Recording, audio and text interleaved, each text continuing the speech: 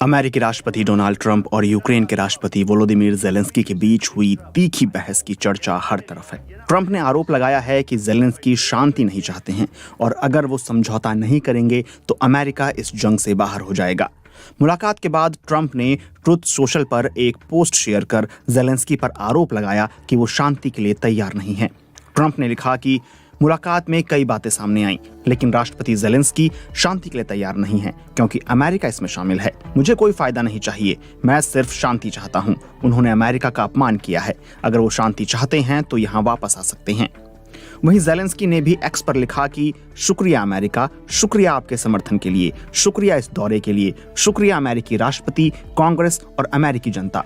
Ukraine सिर्फ और सिर्फ शांति चाहता है और हम उसी के लिए काम कर रहे हैं। ज़ेलेंस्की ने अमेरिकी टीवी चैनल फॉक्स न्यूज को भी एक इंटरव्यू दिया जिसमें उन्होंने कहा कि ओवल ऑफिस में दुनिया के मीडिया के सामने जो हुआ वो अच्छा नहीं था। हालांकि इस दौरान उन्होंने ये भी उम्मीद जताई कि उन्हें पूरा भरोसा है कि ट्रंप के साथ उनके रिश्ते को बचाया जा सकता है।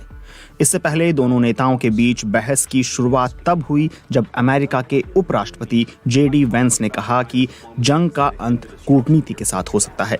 ज़ेलेंस्की ने वेंस से सवाल किया कि आप किस तरह की कूटनीति की बात कर रहे हैं। इसके जवाब में वेंस ने कहा, मैं उस कूटनीति के बारे में बात कर रहा हूं जिससे आपके देश में हो रही बर्बादी को रोका जा सकता है। वेंस ने यह भी कहा कि मीटिंग के दौरान क्या आपने एक बार भी शुक्रिया कहा?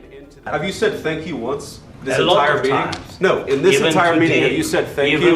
You went to Pennsylvania. Trump और ज़ेलेंस्की के बीच जब बहस हो रही थी उस दौरान अमेरिका में यूक्रेन की राजदूत ओक्साना मार्कारोवा बेहद तनाव में थीं। ओवल ऑफिस में बैठी यूक्रेनी राजदूत अपना हाथ माथे पर और चेहरे पर रखे हुए दिख रही थीं। दोनों नेताओं के बीच हुई तीखी बहस की वजह से मुलाकात के बाद होने वाली प्रेस कॉन्फ्रेंस को भी रद्द कर दिया गया। अमेरिका में बीबीसी के न्यूज पार्टनर सीबीएस ने बताया कि बहस के बाद यूक्रेनी प्रतिनिधिमंडल ओवल ऑफिस से एक अलग कमरे में चला गया था।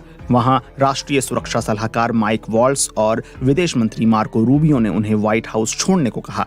इसके बाद यूक्रेनी राष्ट्रपति को व्हाइट हाउस से निकलते हुए देखा गया। बीबीसी के अंतर्राष्ट्रीय संवाददाता जेरेमी बोवेन इस विवाद पर कहते हैं कि अमेरिका और यूक्रेन के बीच जिस रिश्ते को जो बाइडेन ने अमेरिकी राष्ट्रपति रहते हुए मजबूत किया था वह अब तितर बितर हो चुका है। राष्ट्रपति डोनाल्ड ट्रंप पहले ही यूक्रेन के राष्ट्रपति ज़ेलेंस्की को एक तानाशाह कह चुके हैं और यह भी कह चुके हैं कि यूक्रेन ने ही रूस यूक्रेन युद्ध शुरू किया था, जो कि गलत है। अब राष्ट्रपति भवन में हुई सार्वजनिक घटना भी नाटो के यूरोपीय देशों और अमेरिका के बीच एक बड़े संकट की तरफ संकेत कर रहा है। अब यूक्रेन के बाहर यूरोपीय सुरक्षा को लेकर अमेरिकी प्रतिबद्धता के बारे में और भी कई संदेह और सवाल खड़े होंगे।